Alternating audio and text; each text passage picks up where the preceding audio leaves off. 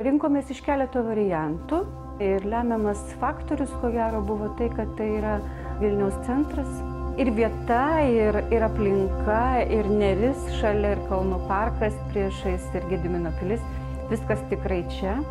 Ir tyla, ir ramybė tikrai taip. Tai yra labai svarbu šiaip jau gyvenant miesto centre, nejausti, kad gyveni miesto centre.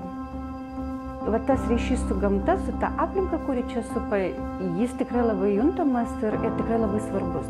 Mes apžiūrėjome šią teritoriją dar vasarą ir aišku rudenį, ir gėlynai, ir želdiniai, ir suoliukai, tam tikros poilsio zonos čia puikiai sutvarkytos.